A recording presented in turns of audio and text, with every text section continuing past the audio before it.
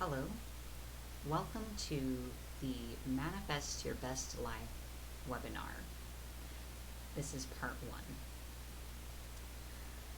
So I have separated this webinar into three parts, and it is my suggestion that you watch each section 1 week apart from each other to give yourself the opportunity to absorb and practice the information in each part. This webinar is intended to give you some other perspectives and guidance on you manifesting your best life. I recommend having a journal on hand or something to write with to answer any prompts that may come up, or just to record your own thoughts and insights along the way. So my name is Lysander Xanthus, and in this series I will be sharing with you what has worked for me, and I've condensed what I've learned and experienced over my journey into this webinar. I'll briefly share a little bit about my story, and then we will get on with the first part. So I've been on my spiritual path for many years, and I grew and healed a lot of things, but a while ago I decided that I wanted to experience more external results, and I knew that somehow I was in my own way. I hadn't been earning an income for years, and I was living in a room in someone's house in exchange for cleaning and cooking, and I was bitter and angry with everyone, and I didn't have any peace for myself, and I really felt stuck in a rut, and I wasn't sure why things weren't working, even with all this growth, why there wasn't a lot of change or success on a material level. So I made the changes that I'm going to be explaining to you, and now I'm in a great place. I have my own apartment, and I have a wonderful fiance, and I have peace, I have good friendships, and everything is really turned around. I have a career that I am very passionate about and that provides for myself and my family, so I'm quite happy about that.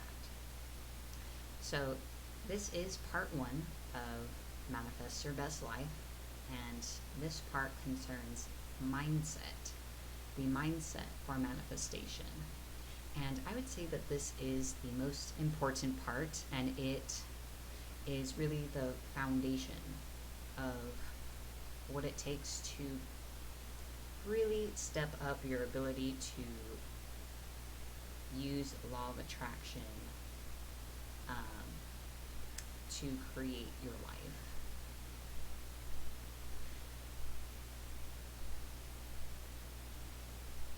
So I would like to, as you can see off to the side, we have the highlights for part one. First, we're going to talk about that your state of being is what you manifest. And the next few points are parts of your mindset that need to change, such as changing how you see yourself, change how you look at the world, change how you think about other people, and change how you think about your desires, goals, and values. Mindset is the most important, because if you focus on your own personal growth and changing yourself, you will find that life has a way of shifting itself around you along the way. Just one thing I'd like to say before we go on is that to be sure that change is really what you want before doing this work. In the end, it really will be for your highest good and in your best interest, but just like how healing can be a bit unpleasant at first, change can be very uncomfortable, and maybe it can upset things that we've been trying to hold on to, even if they're not great for us. So just be honest with yourself if you are ready to make that change for yourself. So first, I would like to talk about your state of being is what you manifest.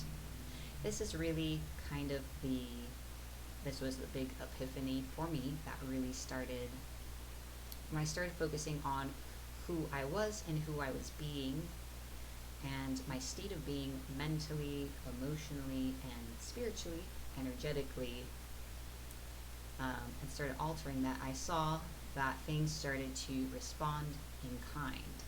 So it's a lot of the time we can think of this as, oh, we need to change what we think, we need to say affirmations, we need to induce a certain emotion and visualize very strongly. And these are important tools, but they are a lot more powerful if the mindset is underneath them.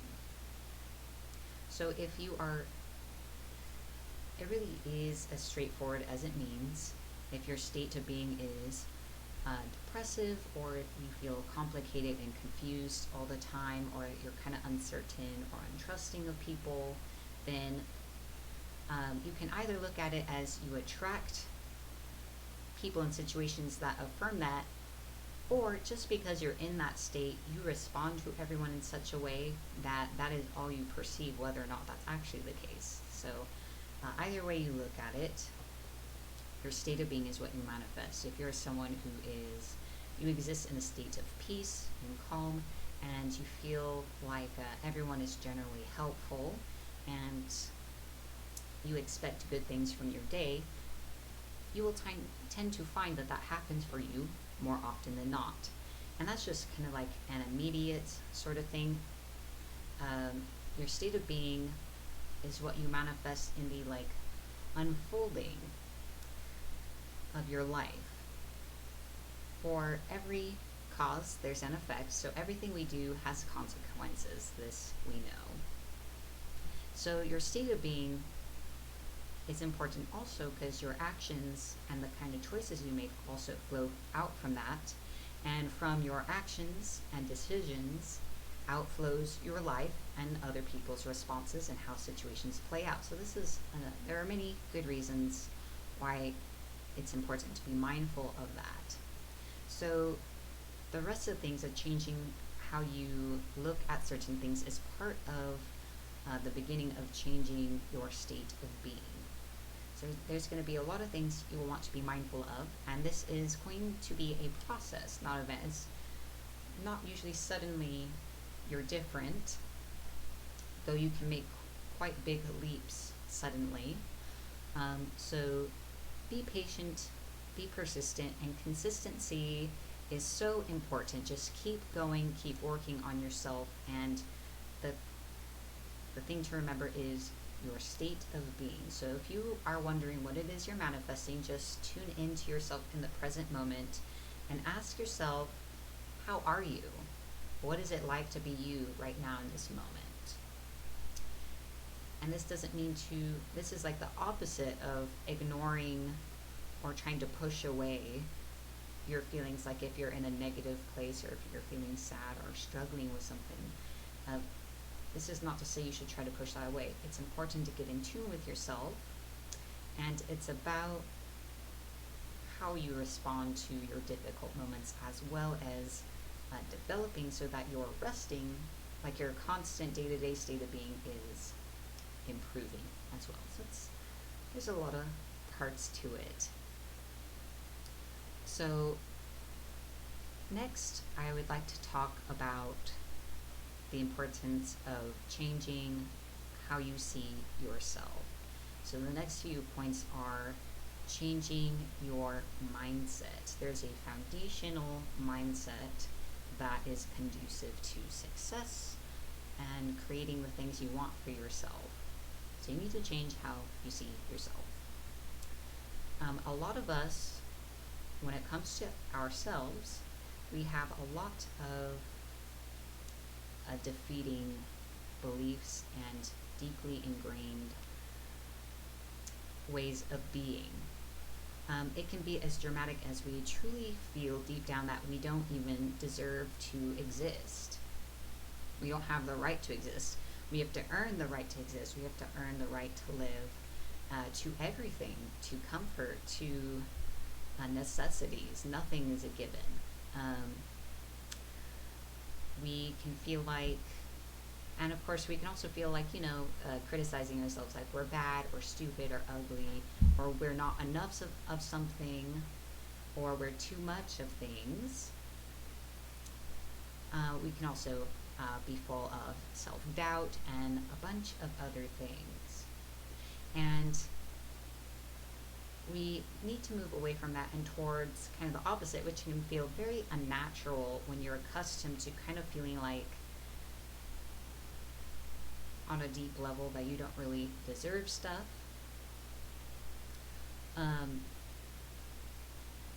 Is obviously to move into truly feeling, knowing, and believing deep down that you do deserve to live, and you have a right to your life, you have a right to your body, you have a right to live comfortably, and you even deserve to live very, very well, and to have all the things that you desire. One of the reasons this matters is that when we don't even believe that we have the right to exist, we have a habit of holding out on ourselves, of not allowing ourselves to have good things. So even the good things you do have in your life, or when you do indulge yourself, you rob yourself of pleasure by criticizing yourself the entire time, before, during, and after receiving something good. Like it could be anything: a food treat, buying yourself something, just not accepting overtime, or not doing everything for everyone. It really could be about anything.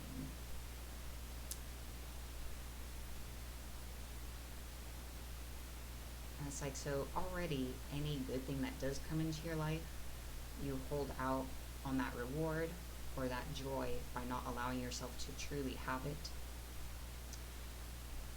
And if you want to manifest your best life, one of the most powerful things you could do for yourself is to just allow yourself to enjoy something. But you have to believe that you deserve to just enjoy something, without the self-dialogue of defeat and criticism and judgment.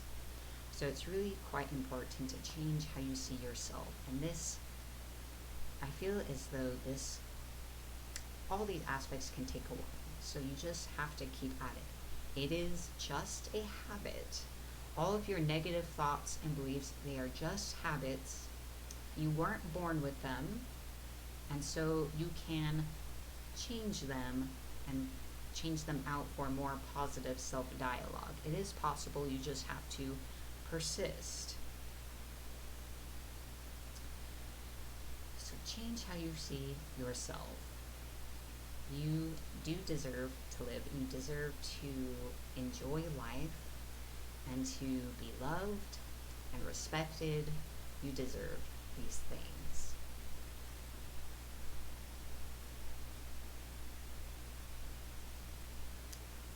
This brings me to a very important affirmation. I wish I could take credit for it, but I cannot. It is from Louise Hay and her multiple works. Her early suggestion to clients is the affirmation, I approve of myself. So even before we try to tell ourselves we love ourselves, it's I approve of myself. And I ask you to think about, what does that really mean, to approve of yourself? When you approve of something, you're saying, this is a good thing. It's a good thing, it has a right to be here. I like it, I want more of it. We should keep doing this. Or when you approve of a person, you're like, this is a great person, I like them. They should keep being them. So really apply that idea of what approval means in regards to yourself. Approving of you, approving of the things you do. And that can be very challenging when you say, I approve of myself. If you have been wondering where your blocks are or what your issues are, you may find them coming up very quickly, because you may, if you have a lot of negative self-dialogue, you may say the affirmation, I approve of myself, and you go, no, I don't. I'm worthless, or I'm ugly, or whatever. And that can be very telling, very quickly. So it is a great affirmation. I suggest you work with it. Another very important thing is forgiveness for the self. You are the most important person you could forgive. We are very hard on ourselves, and it is important to learn to treat ourselves with kindness, gentleness, understanding, and compassion. So often we can extend all these things to other people, but we struggle with applying that to ourselves. And this is a very important way of changing how you see yourself. It's to see yourself as deserving of kindness, of understanding, to look at yourself as the human being you are, always learning, always growing, always doing the best that you can in each moment, even if it's not that great in your eyes. And forgiveness is a gift for yourself. It's letting go of a tight knot in your energy, in your heart, and telling yourself that it's okay. Give the gift of freedom to yourself, and it is really like pushing an enormous mountain out of your path forward towards success. Which brings me to another part of changing how you see yourself. Self-care is a popular term and concept, but I would like to basically, I want to talk about self-care, but I would like to use the term self-parenting instead to better encapsulate my meaning. So, you need your support most of all. You need your own support more than anyone else in your life needs your support. And you need support from you more than you need it from anyone else. So this is another way that you can change how you see yourself, is to be responsible for your own care and growth and nurturing, to kind of self-parent. A lot of us didn't receive adequate or kind or loving parenting, but we are adults now, and we're no longer living with those people. And unfortunately, a lot of us have internalized whatever messages or treatment those adults gave us, and we do all those things to ourselves now. So it's important to think about any habits and messages we picked up from the adult figures when we were young, and ask, is this really something I feel about myself, or am I just perpetuating my abuse or my upbringing? And to say, no, that's kind of came from someone else. I'm an adult, so I can parent myself now the way that I need to be supported and loved and nurtured. You know best what it is you need to be able to step forth on your best foot each day. You know best what it is you need to set yourself up for success each day, in each thing that you do. It's possible to be your own support so that you are able to do your job the best you can, to be the best you in your relationships that you can be, to be the best you with yourself that you can be in each moment, no matter where that level is. So it's also changing the mindset about yourself from you're worthless, you're not worth the time, you don't deserve good things, you don't deserve people liking you, you don't deserve your own care, over to you need your support, you need your care. If you are always growing and learning, but you can't continue to grow and learn with that if you don't have your own back. And that you deserve your own support, and you deserve to be cared for and nurtured and cultivated. A flower can't grow without all the right elements in place, or without someone caring for it. You can think of it as like cultivating a garden yourself.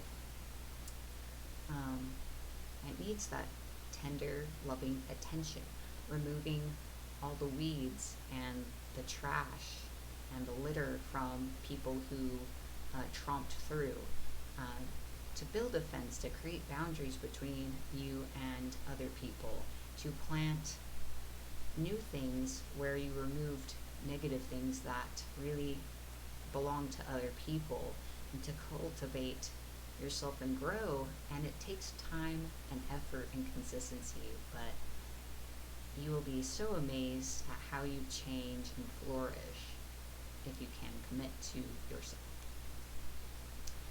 So that's a bit about how to change how you see yourself.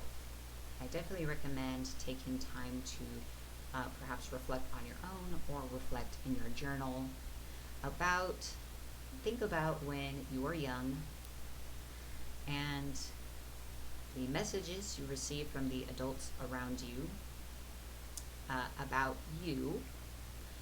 But you can also note things, messages they gave you about relationships or money, especially areas of your life where you are struggling. What messages did you receive about those areas of your life?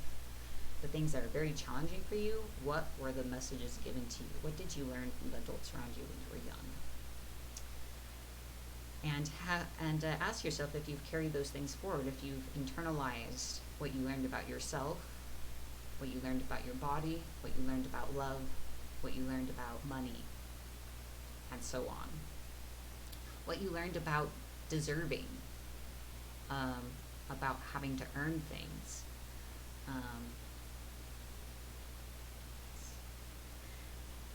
And I encourage you to incorporate the affirmation, I approve of myself. And you can, of course, say, I love myself, and other self-affirming things. But I approve of myself is a great, great starting place. So next, I'd like to talk about changing how you look at the world.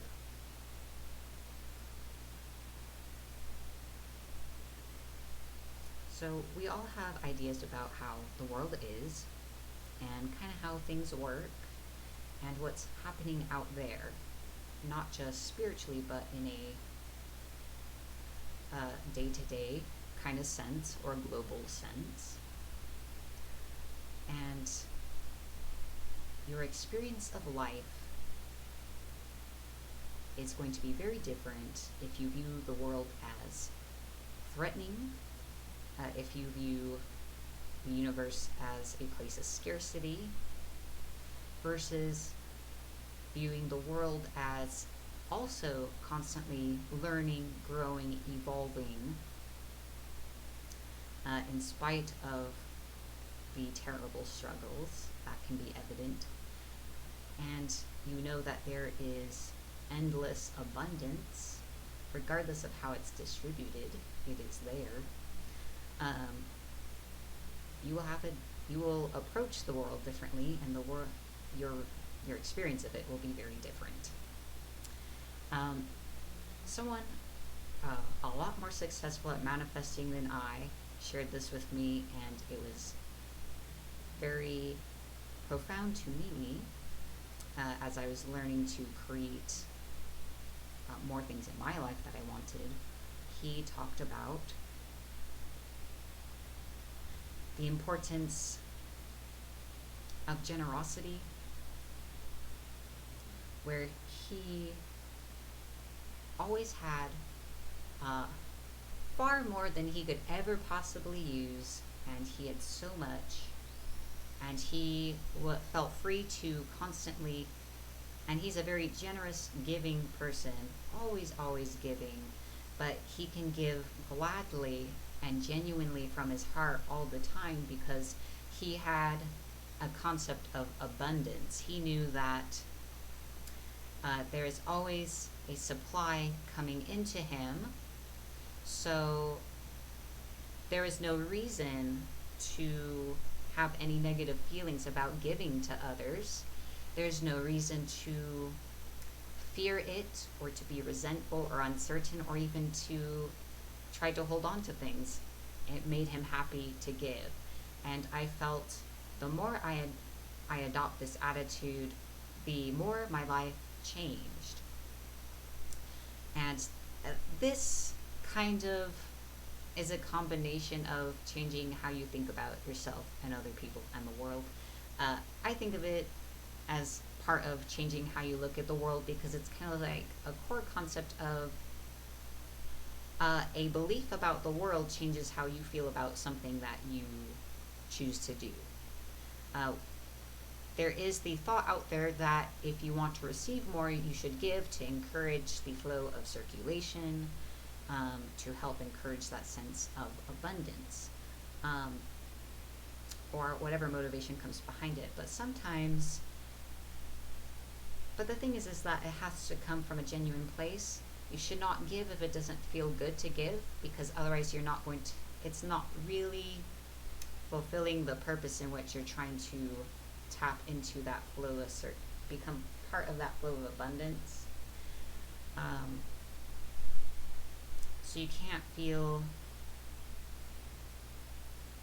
bitter about giving or like you're being forced. You can't feel miserly or like wanting to hold on to it. It's okay if you feel those things. I suggest that it's better off if you keep what you have then, rather than trying to engage abundance through that specific method. So one way to change how you look at the world is to, even if you have to kind of pretend or just imagine or play with the idea at first, the idea is that their abundance is endless.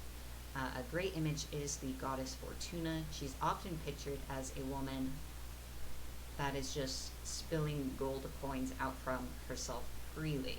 And the point of that image is that good fortune is kind of, abundance is indiscriminate. It just gives, and it's up to us to open our hands and to take and to receive and accept for ourselves. There is a force that is just happy to give. It's kind of like how I've experienced just the nature of the flow of energy, of abundance and wealth energy. It's just there. It flows. And if you want more of it, you just need to believe that it's there and to take it in and to not doubt. So there is an endless flow of abundance, and it is meant to be a flow. So it comes into your life and into you, and it manifests through various ways, and it's meant to flow on out again, and not in like a negative way. And it doesn't mean that you can't like have a savings or accumulate things. It flows, and it doesn't always flow in money and flow out money. It can go out other ways. It's just kind of like the principle of feeling safe in giving, because you're not gonna run out. And it's not just money, it's like time, love, attention. We can have a feeling of scarcity about many things where it is in their nature to flow, and their nature is unlimited. So those are some key concepts about how we see the world that need to shift. Obviously, it's very understandable to see it as limited, and it can be very challenging when you've experienced so much scarcity and struggle, and you have seen it everywhere around you. So you're really going to be challenging yourself by changing this idea, but you just have to reach for it, stretch yourself past what's comfortable. And again, you can just pretend at first, or kind of play it with the idea like, what if abundance was unlimited? What if love was unlimited? What if energy was unlimited? What if it were safe for me to give of myself and feel good about it, knowing that I will never be deprived? It is a kind of a balancing game to step into this mindset. Because sometimes you can be like, yeah, this is great, I can give, I'm wanting to give of my service my love to people, and you feel good about it, and then suddenly it's like you've hit your personal limit. It's like it doesn't feel good anymore, and sometimes we could be tempted to keep doing it because it's like, oh, we're supposed to be doing this, we should be giving, to encourage inflow of abundance. But with all of this concerning mindset, it's very important to be honest with yourself every step of the way and to be understanding and compassionate towards yourself. And it's important to engage, if you want to engage with the energy of abundance and wealth, to do it from a place that feels positive and genuine and of true generousness to you. And it's okay if you can't. It was definitely an act of trying to balance that for myself. I definitely hit many times repeatedly my personal limit of how much I was willing to give before I started feeling deprived. And you have to engage in exchange. So it's not always about waiting for the universe to do the return. You should ask for something in return. But it is completely up to you what an equal exchange means to you and how much you're willing to give freely, and allow the universe or abundance to decide how it's returned to you rather than you deciding it. Either one is fine. Hope I'm explaining this clearly. So whatever it is, however it is you give of yourself, it's important to be sure that you get, whether it's for example, you're providing a service and you charge for it. It is completely up to you what you ask for in return, or how much. Or you can set a firm intention that you would like the universe to decide how it will pay you back. It's something that you kind of have to discover and learn for yourself along the way. Whatever feels right and good to you, it's important to be mindful of that feeling of deprivation and to be honest about it when you feel it. To be honest about when you feel you've given too much and you're not getting enough back. And it's okay to just stop. Just take a break to replenish yourself if you're feeling that way. That's very important. And that's why changing how you see yourself is so important, because you have to feel like you are deserving of being replenished, of receiving something in return, and feeling comfortable with that, and knowing that you are giving something of value and that there's nothing wrong with any of this. Spiritually, our world and we were created to be interdependent. We were built to need each other in a way. We're meant to connect and to flow and to exchange. So there is nothing wrong with it at all. So it's just about figuring out what feels good for you, being part of that flow of abundance. And that can be tricky and it can take time. So allow yourself to make mistakes and to mess up and to misunderstand and become lost a little bit and to experiment and try to figure it out, because I certainly had to figure it out. No one guided me through that. I just had to sort out what felt good and what didn't, and just be honest with myself all along the way. So again, playing with the idea and eventually incorporating it as part of the foundation of how you think is that there is an endless supply, therefore it is safe for you to give.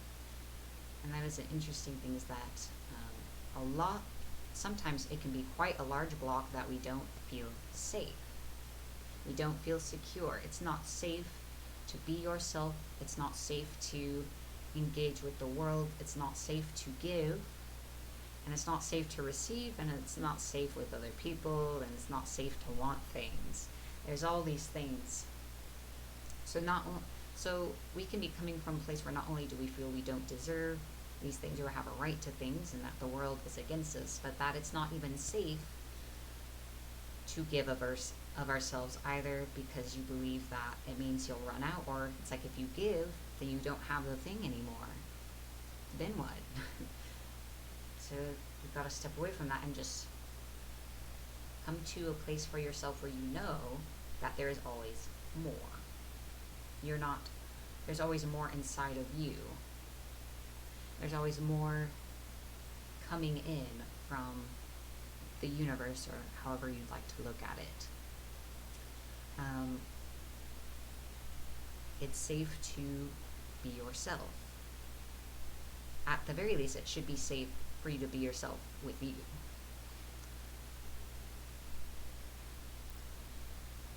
Is there anything else I want to say about changing how you look at the world?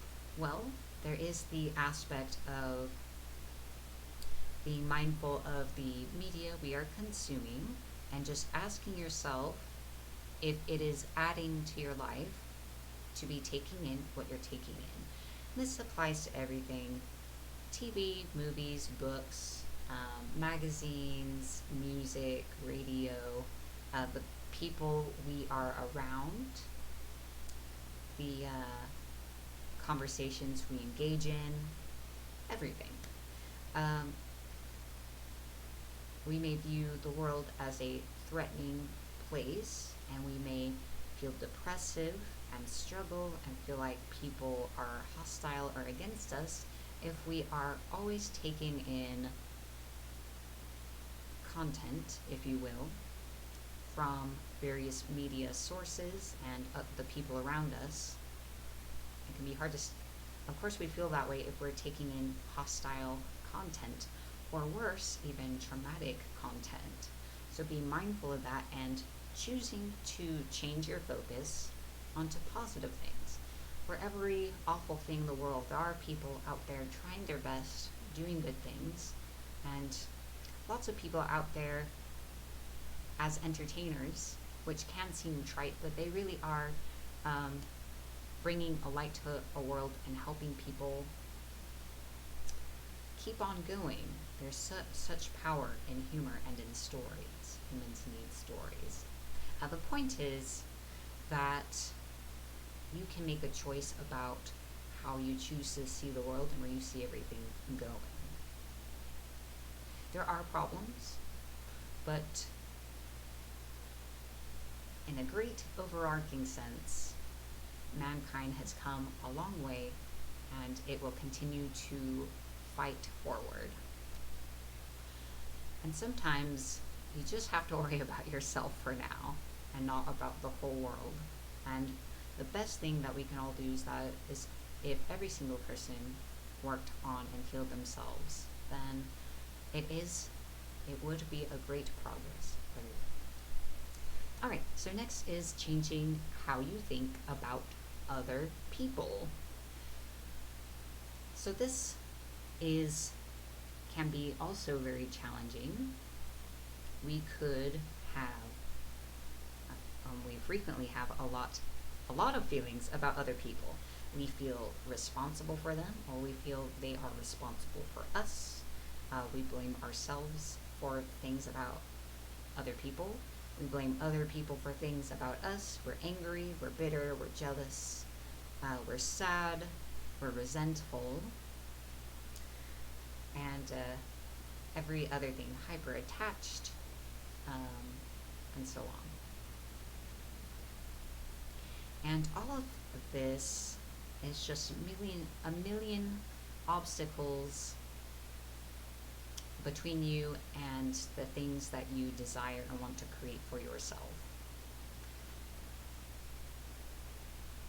It was a very big step and difficult thing and powerful thing for me when I changed the way I thought about other people, and it definitely took time. So I can definitely understand, at least in part, how hard it can be to let things go. So this is the part where we talk about letting things go and forgiveness, and kind of shifting our perspective about how we relate to other people and so on. Excuse me. think of where to start. It is really such a broad topic.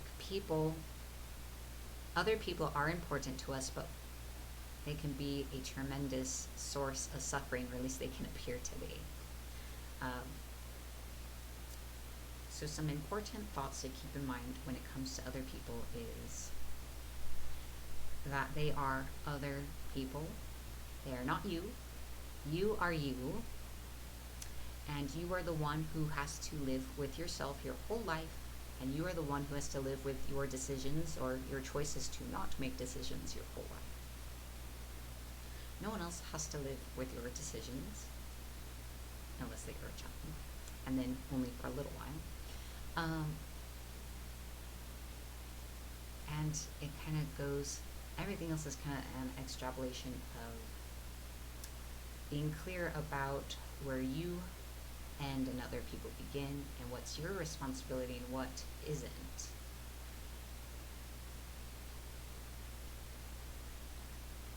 So let's talk about codependency first. Codependency is a term for kind of an attitude of feeling responsible for other people, basically. There's a lot more to it than that, but there are many situations where we are kind of cultivated to feel responsible for other people and to feel like other people are responsible for us. You can't learn other people's lessons for them. You can't make their choices for them. And in the end, you can't make anyone else do anything they don't want to do. And likewise, you have to, whether you accept it or not, you are responsible for all of your choices, decisions, and situations past adulthood. And although there can be a lot of complicated relationships and situations, ultimately it is empowering, even if it is difficult, to accept that responsibility. Because if you got yourself into your current situation, then you can get yourself out of it. So the most powerful thing when it comes to other people is acknowledging where your responsibility is and is not. Whatever situation you are in, whatever relationships you are engaging in, that is your choice. If you didn't make a choice, that is also a choice. Not choosing is a choice. And you are responsible for yourself and your needs and your own feelings. And other people are responsible for their own feelings and their own choices and for the situations and relationships that they are choosing to engage in. And it can be a real trap to feel like we make other people feel things or that they make us feel things. People can do things that inspire feelings in us, but ultimately our response and reaction is our choice. And no matter who the other person is, if we are engaging in a relationship with them, we are making the choice to be involved with a person. It doesn't matter if it's a relative or a family member or whoever. There's always the choice to disengage to one degree or another. And this can be incredibly difficult. But even if you make the choice that you would rather continue to put up with the relationship that troubles you than go through what needs to happen to not be in that relationship, then at least acknowledging that you are making a choice is powerful too. So there's no wrong answer. It's just acknowledging that whatever you're doing, you are making a choice, and that at any time you can change that decision. It can also be a trap to feel responsible for other people, especially if they are troubled, like it's up to us to save them, to rescue them, to get them to learn something, to get them to grow, to spiritually develop, to heal, to whatever. And it's really, truly, honestly not. It is not your responsibility. I am a psychic healer and spiritual life coach, and I have worked with many, many people, and I have yet to find a single person whose destiny and like divinely ordained purpose is to save other people. Um, there's just something inherently unfair for you to have a purpose or destiny that involves another person in which they have the free will to refuse. Ideally, if we are all following our path, then everything fits. No one is in anyone else's way.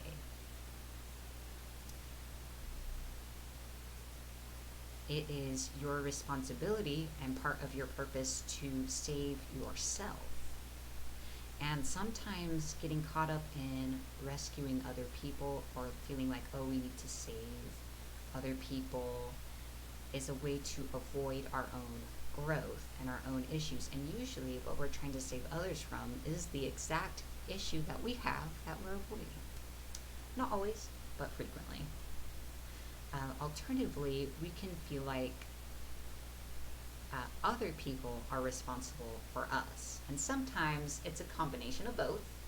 We feel responsible for other people in ways that really aren't our responsibility, and in other areas of our life we feel like other people are responsible when they're really not. So when you make things other people's responsibility or other people's fault, you are handing away your power and your own accountability, which really just kind of traps you in feeling like you can't move forward because so-and-so has done such a thing or hasn't done such a thing.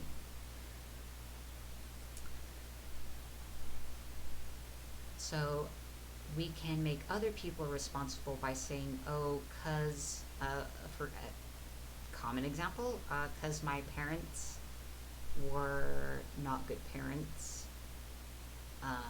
or because they didn't do this for me, I can't have a good life. I can't move on. Because so-and-so abused me, I can't move on. I can't have a good life. Or, I'll never be whole. I'll never be okay. And it's just, these are very difficult things, but they're just not true. Or we make people responsible like, oh, so-and-so lied to me once, so now I'll never trust anyone again, and it's their fault. When you're the one making the choice to respond to a betrayal by not trusting people ever again. And that is still okay, but the difference I feel like you can tell is that in the second scenario, even though you've made the choice to not trust people, you've acknowledged that you're making that choice maybe because you need the space for a while. You don't trust your ability at the moment to discern who is trustworthy. Then you know that you can make the choice to trust people whenever you feel like it again. Rather than when you've blamed the other person, it's like basically you feel like you can't trust people and you have no power to change that decision unless miraculously the person who betrayed you like completely atones, or sometimes not even then, it's just off the table. Or sometimes we can hand away our responsibility by saying like, oh, because I live with this person and they are so terrible to me, I just can't move forward in my life, or things just aren't working out for me and I just don't see another way. And again, the most important thing here is just remembering your power of choice. I'm not saying that it's easy to make these choices. Sometimes the choices are between persisting in something that makes you unhappy versus what it takes to undo that decision and being involved in that negative situation or relationship is something very arduous and difficult, to say the least, but that the choice is still there. And if you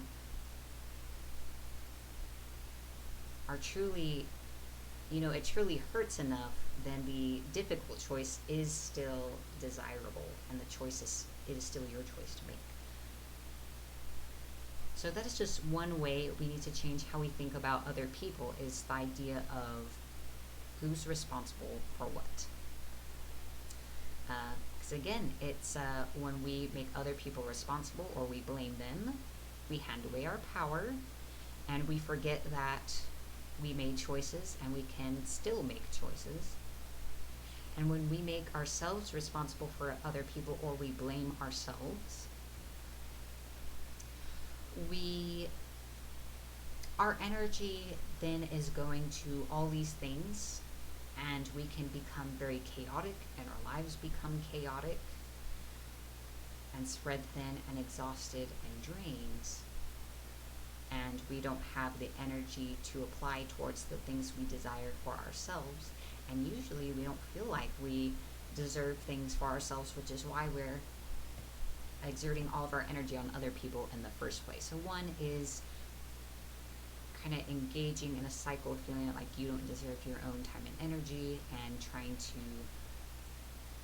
escape yourself, and the other one is handing away your own power and feeling stuck.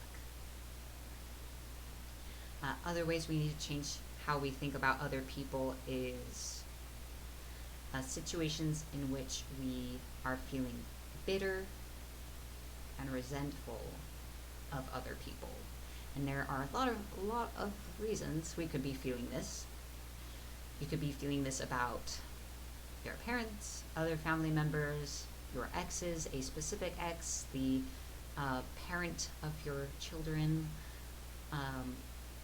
friends, anyone, coworkers, your boss, your roommates.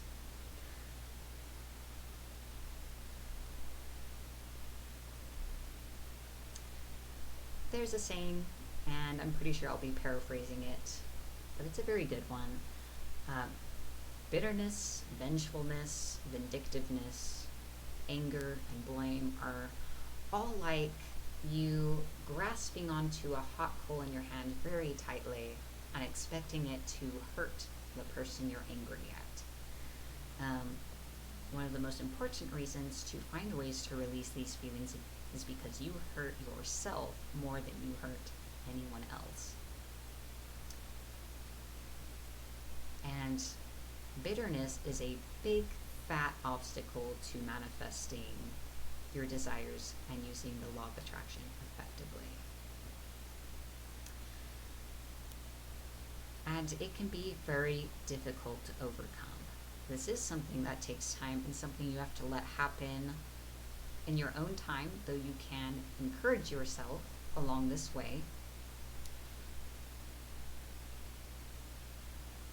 Again, this is a place to exercise kindness, understanding, and compassion towards yourself in working through these kinds of feelings towards other people. And releasing this is not in any way to say that you're not justified in feeling the way you do, and that whatever reason you're angry about isn't justified. And it's not saying that what other people did wasn't wrong, or that the situation isn't wrong. It is just saying that it's not helping you in the end. In fact, it is in the way. It's a detriment to your life.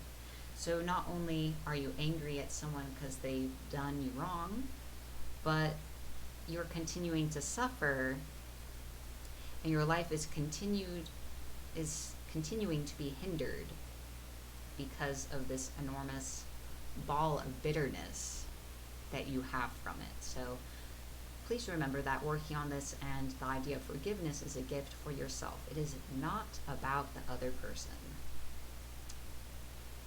Though in certain relationships and situations, when you heal yourself, it does heal the other person or situation. And sometimes it doesn't. It's just kind of like you're taking care of yourself,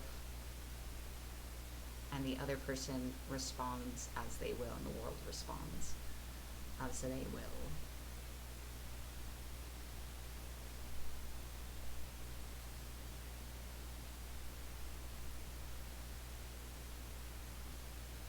just kind of reflecting on that idea of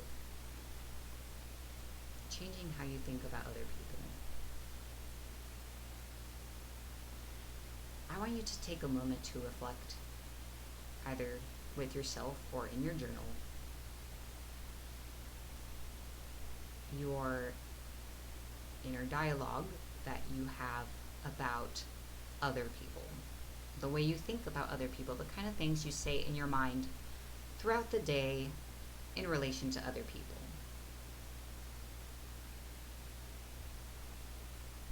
I want you to reflect on the kinds of conversations you have where you are talking about other people. And yes, that is pertaining to gossip or venting or what have you. Obviously, I feel like it's a perfectly human thing to do, to gossip and to vent. And venting can be healthy. But it's important to reflect on this, to be aware of how often you are thinking ill of others and you're exerting your emotional and mental energy on your negative feelings about others and the general feelings of bitterness and criticism and so on, because this is energy that you do project outwards. It's something we all do. When you feel something strongly enough or consistently enough, it kind of projects out a little.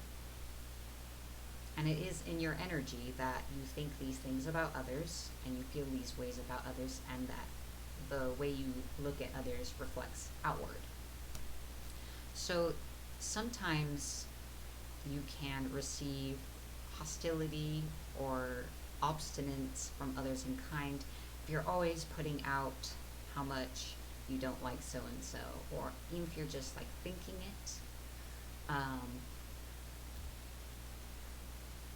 It is your energy being expelled in that mental cycle that is kind of feeding that and influencing your state of being. And remember, your state of being is what you manifest. What you're thinking about other people is part of your state of being. So if you're constantly bitter, then your state of being has bitterness at least as part of it. And that kind of affects your life as it unfolds and what you experience in kind. So reflect upon that. Especially, it's very important if you discover that you have like negative, especially if it's like especially if you're thinking the same critical thought or same insult about someone again and again, especially if it's like daily, whether you're just ruminating on this person all the time, or it's someone you see frequently and you're always, every time you see them, it's just like, oh, that person, or God, it's just can't stand them, they're so,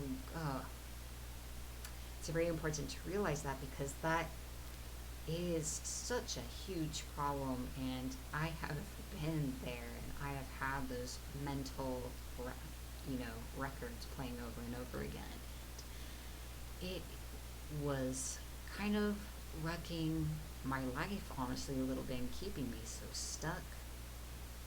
And again, I do psychic readings for a lot of other people, and I see the blocks that they have, and I see how their own bitterness keeps them so stuck, and it's so unfortunate. When you're holding on to things, your hands are clenched closed. So remember, we were talking about how abundance is just kind of like raining down indiscriminately all the time. Your hands are closed because you're holding on to bitterness and something you're angry about. You can't grab anything. You can't take the abundance. Your hands have to be open. Not just open, but empty. So you have to like really clear them out of everything to take in something good. I'm busy holding on to this thing bad at that you're bitter about, like how dare they, or God, they're so stupid. Whatever it is, all the things. So I'm sure if you're anything like me, it's a bunch of stuff and it's a bunch of people.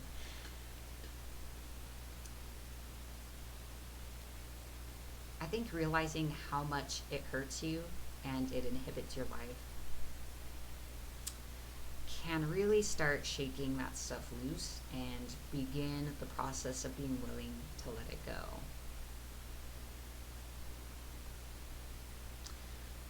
Bitterness. The main thing I realized was how much all the things that all these people were doing, all the dumb, irritating, or even hurtful, damaging things they were doing had nothing to do with me. And the only reason they had something to do with me is because I was so mad about it. And that again comes back to the idea of decisions and responsibility. And again, it can feel extremely foreign and difficult to accept. So if you need to, just pretend or kind of play with the idea, like, what if this were actually the case? Whatever you need to do to kind of ease yourself into this new way of thinking, this new way of reacting to things, because it's not just changing how you think, it's changing how you respond. All of this is changing how, not only what you think about things, but changing your response habits. Because sometimes the things we think and feel, we're just reacting. It's just sort of like, oh, this thing happened, so I'm mad. And it can be really powerful to just stop and be like, am I really mad, or am I just reacting in an angry way because that's what I've always done? So it can feel foreign, but you can change. When it comes to all the people you're pissed off at in your life, even if they are doing things that actually do greatly inconvenience or hurt you, again, remember, if you're engaging with this person, you're making a choice to do it. Even if it's a more difficult situation, like for example, you can't afford to leave,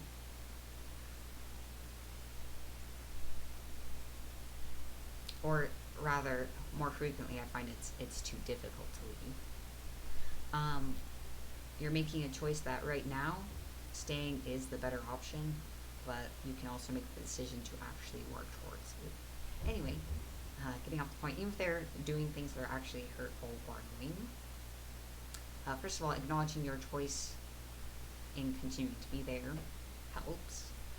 But most of the time it is really us putting our nose in other people's business or being overly concerned with what they're doing most of the time.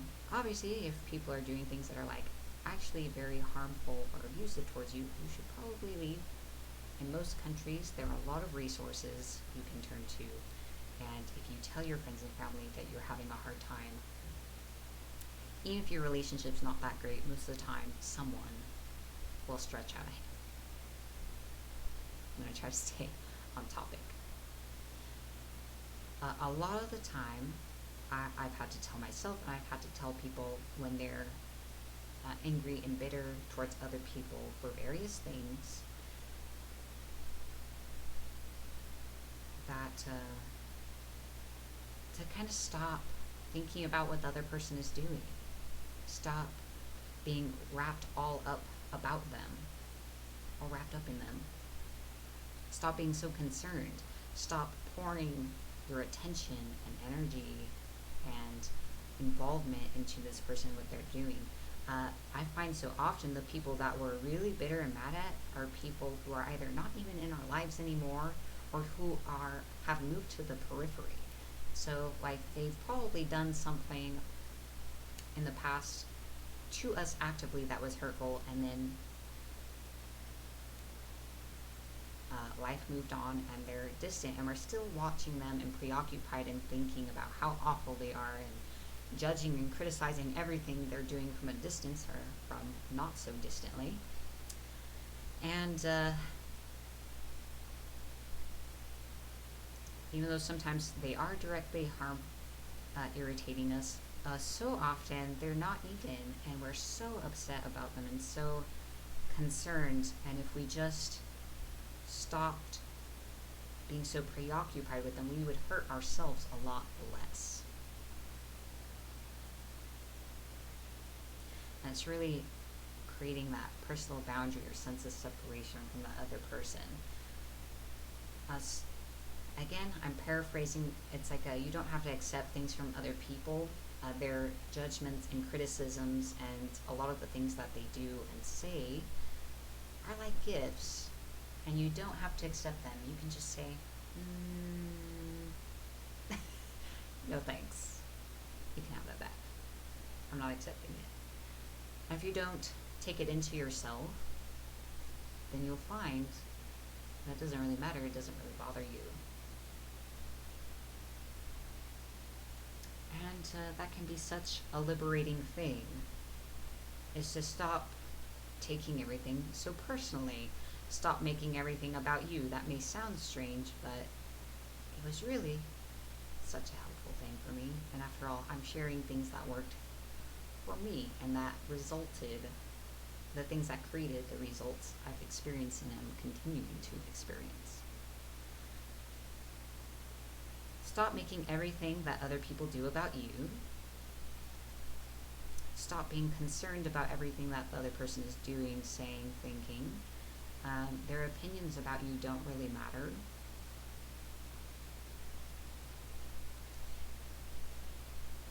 Their opinions about you don't matter, and you have to think about who are they to be laying down this sentence or judgment upon you. You know, who made them king?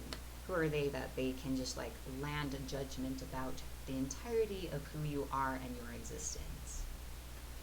For example, sometimes people are just like crushed and bitter because so-and-so said that they're worthless and no one will ever love them. It's just like, it's interesting when you get to a place of this kind of separation and changing how you think about other people, because you can truly get to a place where it's just like, who cares?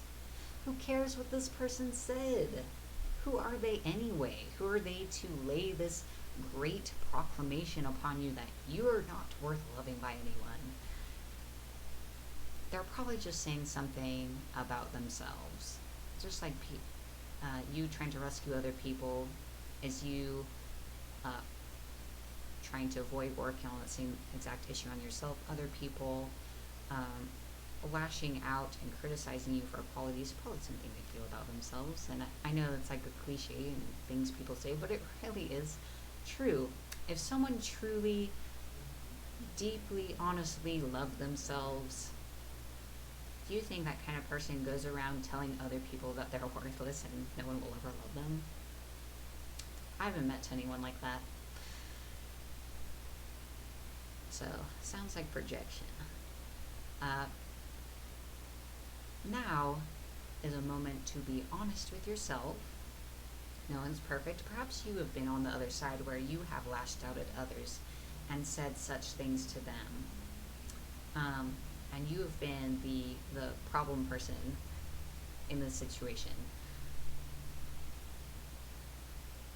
It's unfortunate, and obviously it's not, what you did wasn't okay, but you can still exercise kindness and understanding. So you know what? Even when you have made a real mistake and hurt others,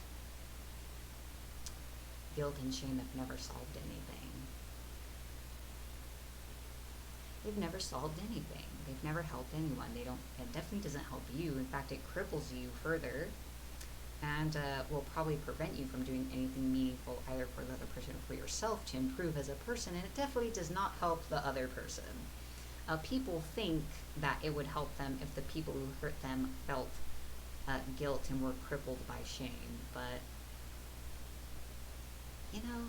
it doesn't. Because ultimately it doesn't change what happened, and most of the time when people are crippled by shame, they don't actually bother to improve themselves, so they continue to be exactly the same and do make the same kind of mistakes. So, as I said before, acknowledge that you are learning and growing, and you're always doing the best you can, even if that isn't very good. And to acknowledge that beneath your behavior is a need. And likewise, in changing how we think about other people, if it helps you if it helps you let go, know that behind their behavior, they're trying to fulfill some need. And unfortunately, like most of us, the way they've tried to fulfill that is a way they're trying to fulfill their need by doing something in a way that works very poorly and usually doesn't get it fulfilled, but it is coming from that place whether they realize it or not. Which brings me to my next point, is that trying to understand other people is a trap. What I mean is, so you're bitter and angry towards someone for what they've done or how they've treated you. I feel as though there are a lot of traps that just keep us stuck in bitterness. And one of them is trying to understand the reason behind what they did or their behavior. Trying to understand them, or worse, even trying to understand from their own perspective is even worse than just trying to understand them. Other traps are trying to seek closure,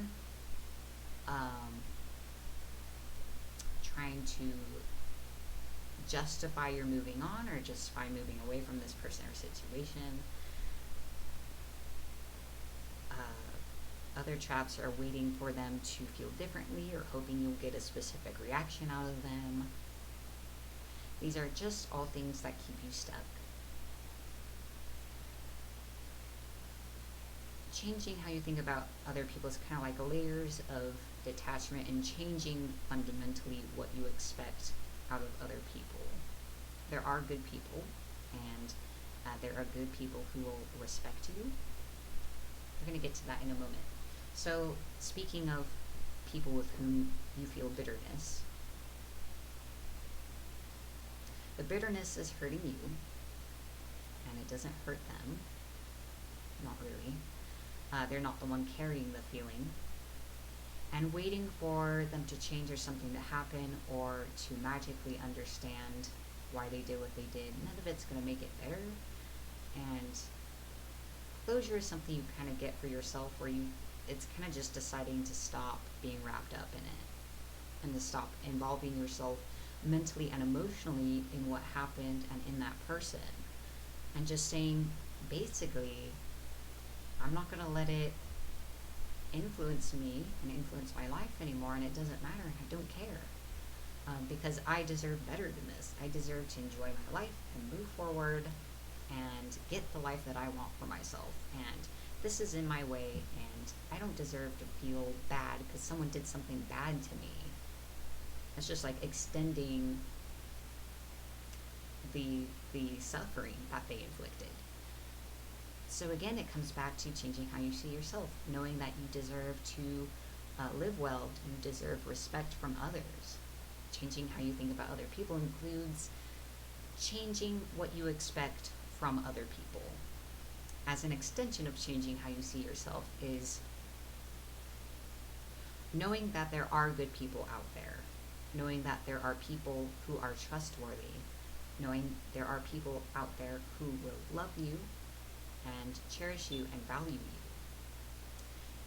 and knowing that you deserve to be in a good relationship, you deserve to be respected and loved and have your boundaries respected, and that it is possible to be in a relationship with someone, whether it's romantic or with friends or family, where it's not all chaos, it's not all conflict, it's not all misunderstandings and hurts and walking on eggshells and justifying and being mystified or them gaslighting you or shame and tears and nonsense and guilt. It doesn't have to be like that. It can be peaceful and caring and considerate, and it can stretch you and challenge you, and you can feel safe with someone and they will actually be safe. So knowing that good relationships are possible and that you deserve them is one of the most important ways you can change how you think about other people. And for all the people who weren't good to you, there can be kind of a long thought process, and it can take time to kind of create that inner change in your state of being and how you feel about them. but it's about turning your mind away from them and back to yourself. Stop being so preoccupied with them. Bring your attention back to yourself and what it is you need to heal and move on, because you deserve that. Being caught up in them and bitter about them and ruminating on what they're doing and how awful they are is just continuing the injury they've inflicted on you. And that's not fair. That's not fair to you, and it is a big block to manifestation. So, next, I'd like to talk about changing how you think about your desires, goals, and values. These words are somewhat interchangeable.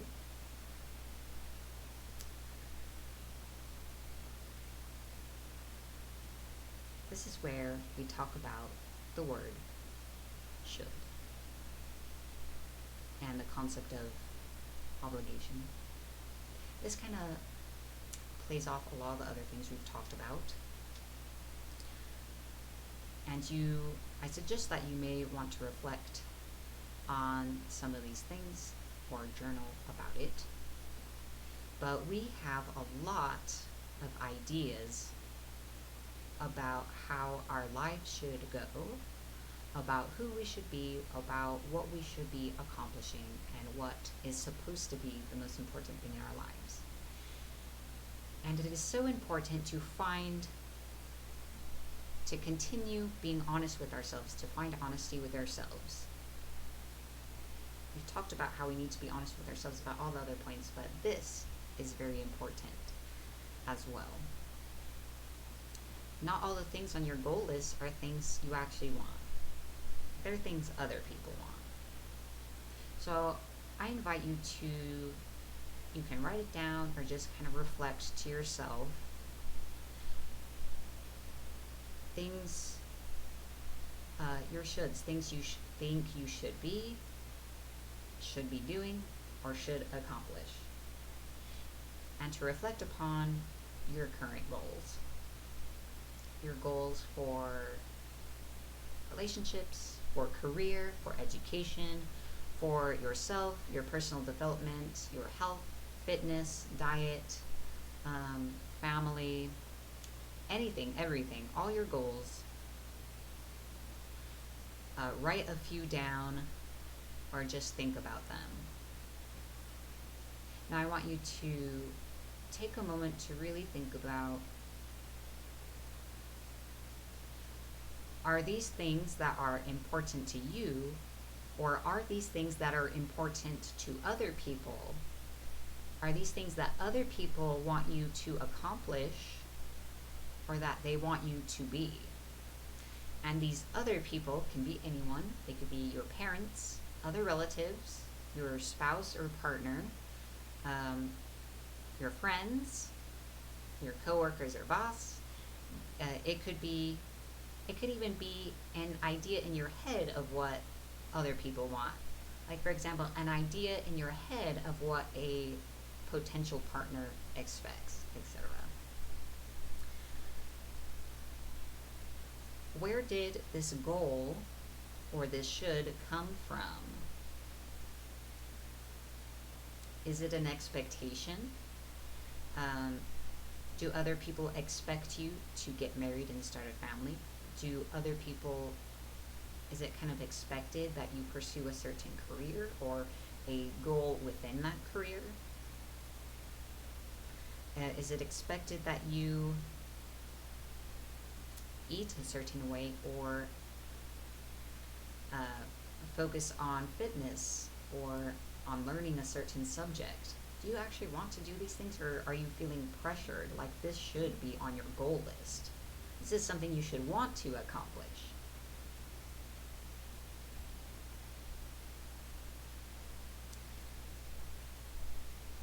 I ask you to think about your values. What are the most important things in your life? And to ask yourself kind of the same thing. Is this really a priority for you? Do you feel it deep in your heart? Or is it something that you feel is supposed to be a priority, or that should be?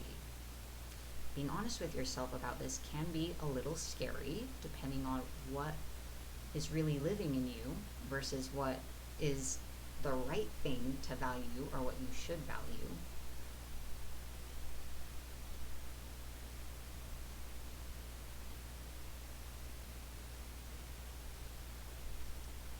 It's important to reflect on if your priorities and values are really yours or not. If you feel a sense of franticness or guilt about a value or priority, like, oh, this is the, or a goal, like, this is an important thing, I really should be putting more attention in this. Maybe it's time to just be honest with yourself, at least, that it really isn't the most important thing to you. Or maybe you don't really care about this. And this can be very liberating, especially if it's a goal you've been struggling with for a very long time and just feeling bad about yourself and criticizing yourself because you can't just seem to stay motivated enough to do it. Maybe it's not important to you, or there's something about it that you need to reflect deeper on.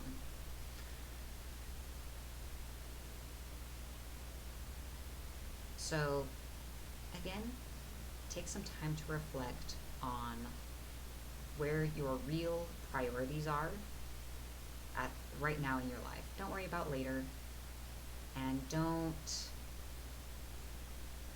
and the past, it has gone.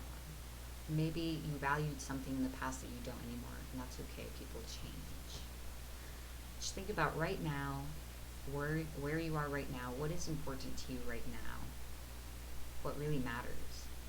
And if you're not really sure, that's okay too. It's just taking the time to think about it is important. Think about your goals. What is it that you really want to accomplish? It should be something that you can feel at least a little good about. Like something that would add to your life and add to your sense of self. If you can do this thing, you see value in accomplishing this task, and you feel that value, and it's just like, yes, this would be good.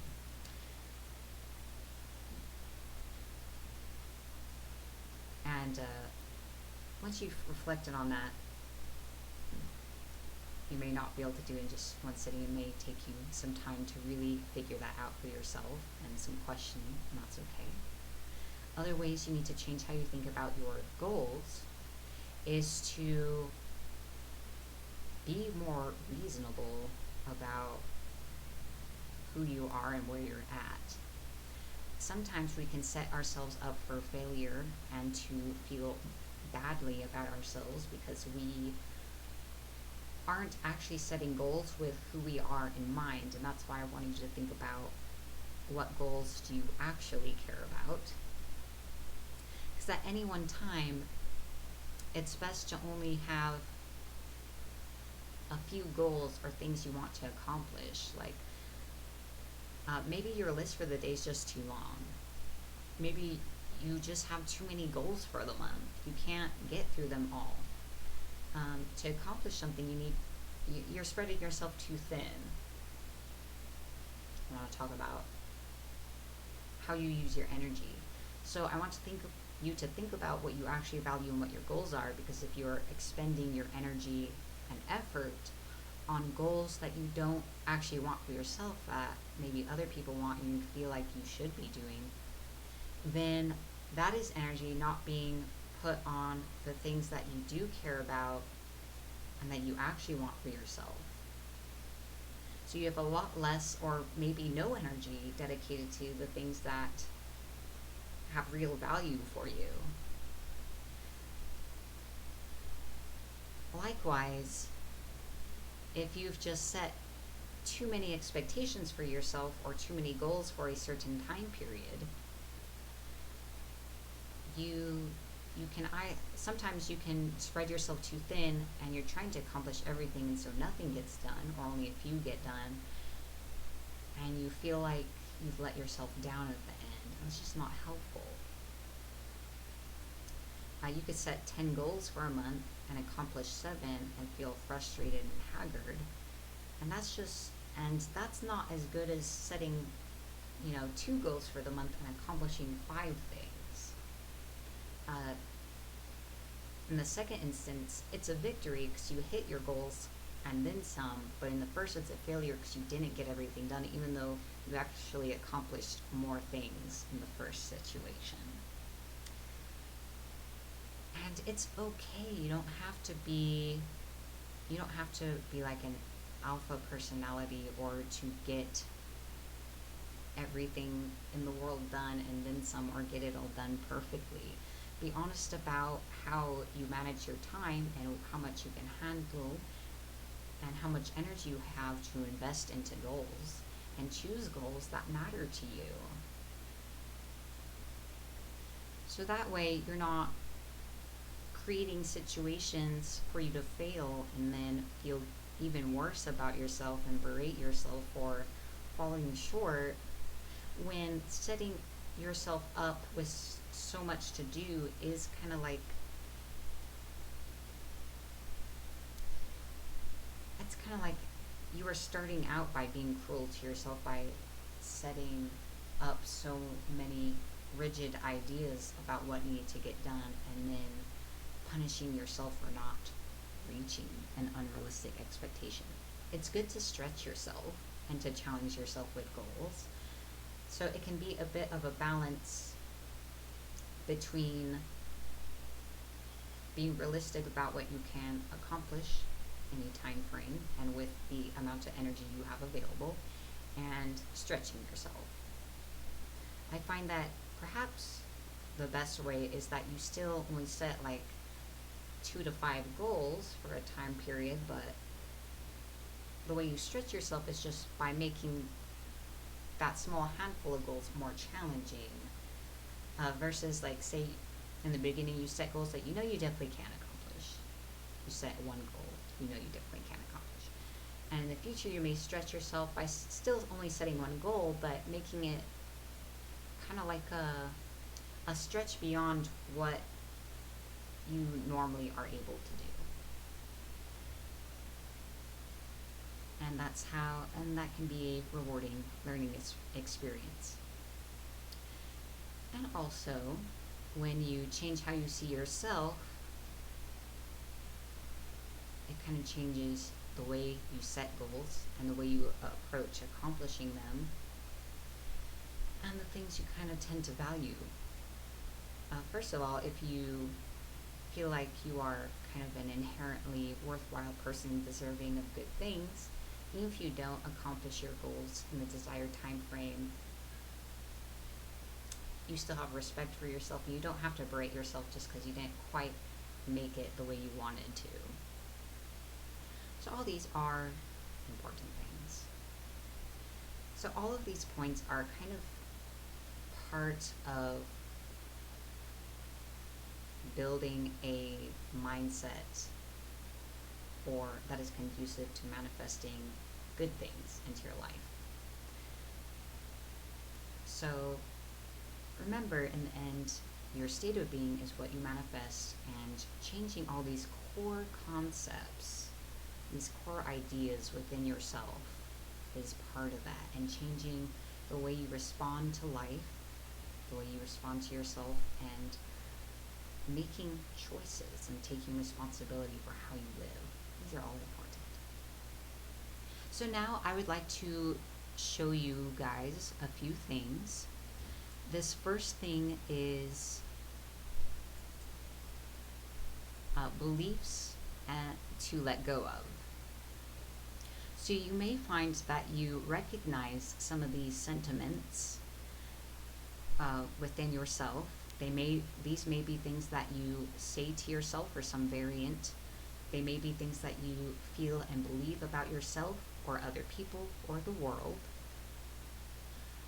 So I would like you to take time to reflect on this and to challenge them and say, just because I think or feel this way doesn't mean it's objectively true, and I can choose to see things a different way. So I find that a lot of these concepts form the foundation of the mindset that unfortunately most of us have or start with. And I myself believed or deeply felt a lot of these at one point or another in my life. So I'll quickly read through them. So let go of this mindset. I don't have the right to exist or to live. My needs aren't important. Or this is a good one, my needs aren't as important as other people's, inexplicably. It's not okay to have negative feelings. It's not okay to want things for myself. I am responsible for everyone else. If I can't fix other people, I'm a failure. If other people are unhappy, it's my fault. If I am unhappy, it's so-and-so's fault. If I'm unhappy, it's my mom's fault. If I'm unhappy, it's my boyfriend's fault. If I'm unhappy, it's my roommate's fault. They're the reason I'm so miserable. My childhood was bad, so now I'm screwed. I can't have a good life. I can't. It's my parents' fault I'm like this. You know, if they had just not been the way they were, I could have been a totally different person. So now it's just over. This is just how I am. I can't change. You just have to accept it. This is the way I am. I'm just like this. This is just how I feel. This is just how I think about things. How dare you insinuate that I can change? Or how I find it personally insulting that you expect me to make actual choices about the way that I am. I can't change. If I can change, that would imply that the way I've been living might be my fault. I don't mean to go on about that one. I've heard it a lot. This is just how I am. I can't change. Everyone else has it so much better than me. Everyone has it so much easier than me. They haven't had to struggle with the things I've struggled with. No one understands. Other people have more than me, and they don't deserve it. Other people haven't earned what they have, but I've worked way harder than them, so I don't understand why they have more than me. It's not fair. So-and-so is so horrible. I wish bad things would happen to them. I can't get out of my situation. It's hopeless. I have to earn love. I'm not worth loving just the way I am. I have to do something to be loved. I have to earn my partner's kindness. I have to earn their consideration. If I don't do something to show that I have value to them or do what they want me to do, then they don't have to treat me well. I don't deserve it. I haven't done anything to earn it. I haven't earned any relationship points. I have to earn the right to exist. Just being a sentient, thinking, feeling being isn't enough reason. I have to work hard and be sure that I am providing value to everyone around me and being what they want me to be. Otherwise, I really shouldn't be here. I mean, why did my parents even have a kid? I have to earn approval from others. If other people don't approve of me, then everything about who I am is wrong. And what I'm doing is wrong. No one likes me.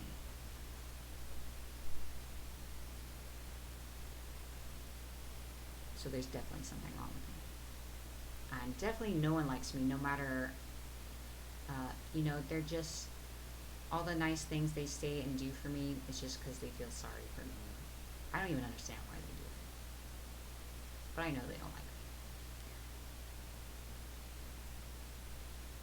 If I don't hurry, sorry, I'm looking around the camera. If I don't hurry or work hard, then I'm going to miss out or go without my needs. There's only a limited supply. There's only a limited window of opportunity. If I don't seize it, then I'm out of luck. Awful things could happen. I can't trust things to work out for me. Nothing ever goes right. I don't feel safe. Life's never been safe. The people I counted on let me down, therefore I'll never be safe.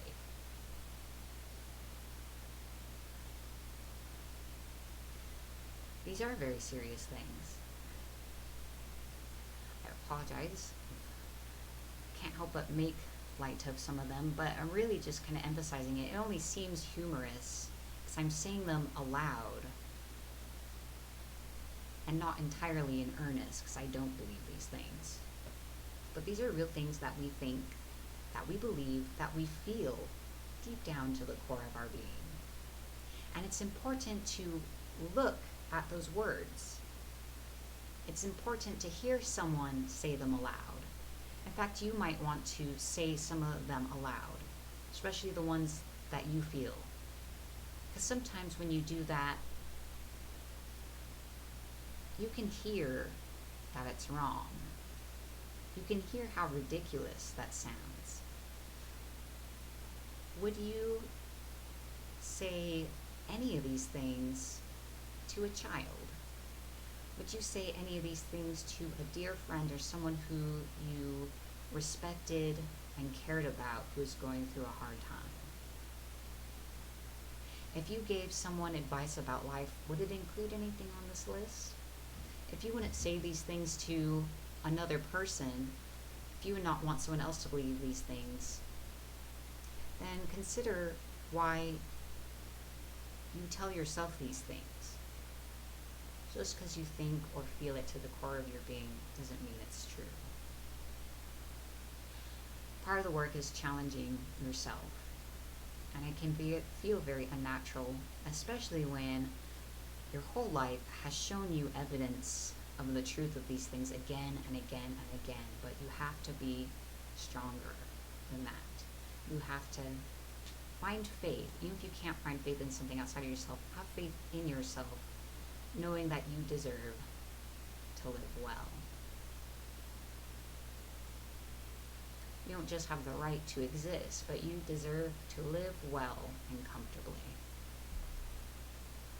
So now, I would like to turn our attention to a list of things we want to incorporate. So these are all the things we want to let go of.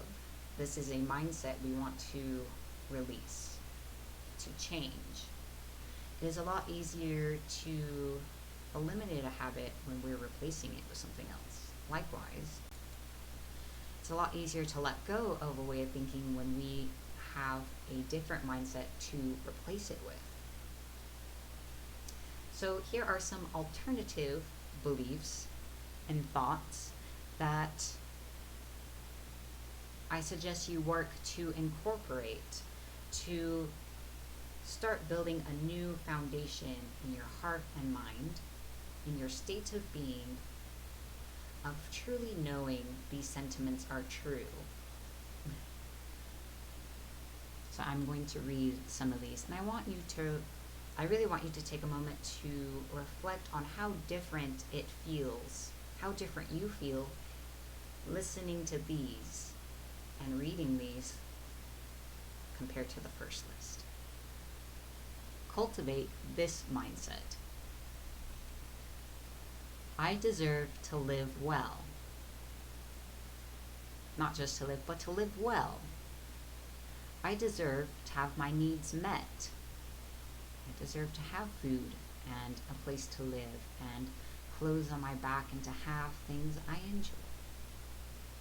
I have qualities other people find attractive. Sure, maybe not everyone will like you, but there are 8 billion people. There are people who will definitely like you. For real. People want to give me their money. That one might feel especially unnatural, but it is a whole different mindset.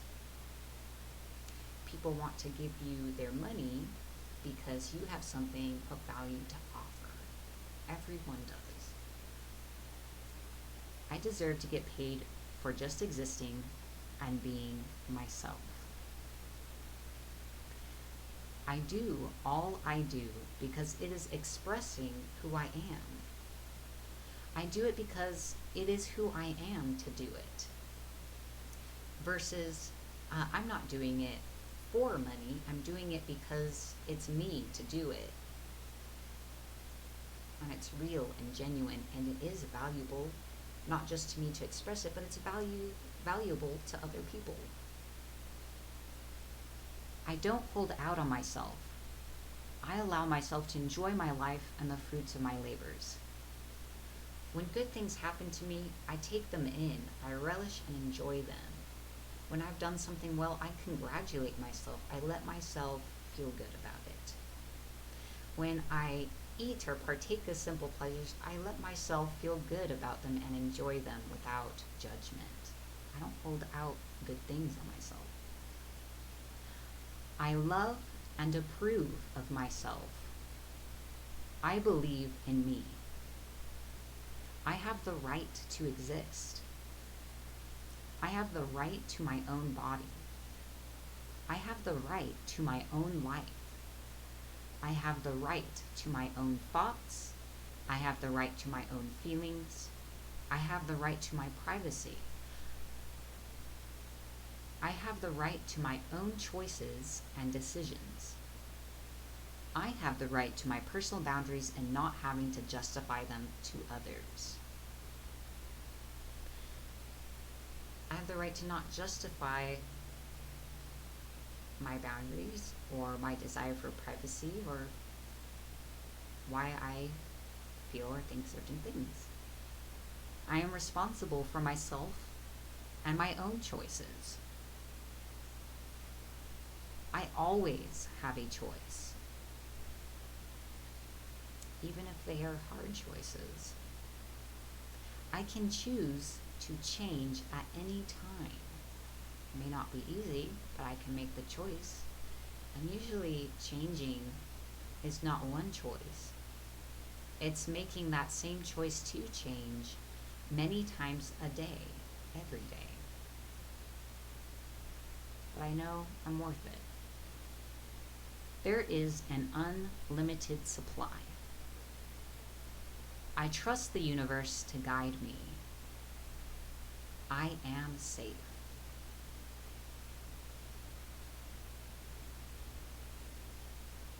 Again, taking in these things as truths for yourselves may be very challenging, but I encourage you to work on them. And these are all sentiments that I have written in my journals and in my planner over my journey in turning myself around. These are aspects of my challenges that I've worked on in ways I've changed.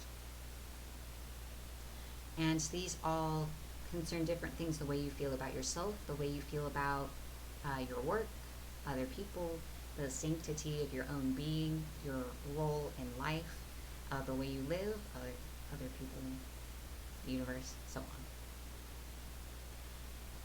So I also invite you to take these statements as affirmations and to work on them, especially if you feel that they address specific things you'd like to work on. And speaking of affirmations, in part 2 we'll be going more into how to make affirmations work. But for now, this is the mindset that you want to evolve towards, stretch yourself towards. It's outside of your comfort zone. And it could be challenging to find a way to really feel that for yourself. It takes time. Just be consistent in establishing this new habit.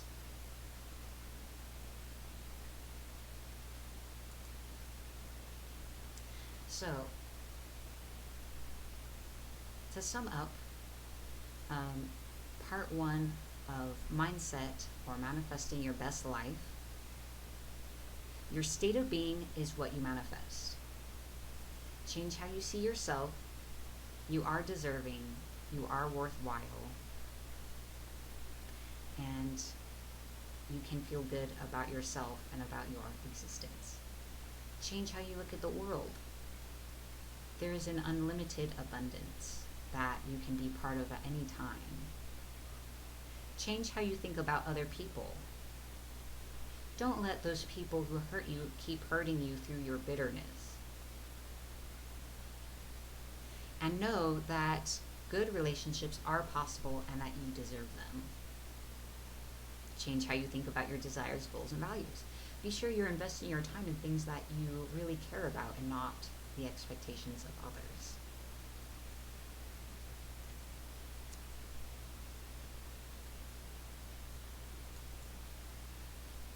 So that brings us to the end of part 1 of the Manifest Your Best Life webinar.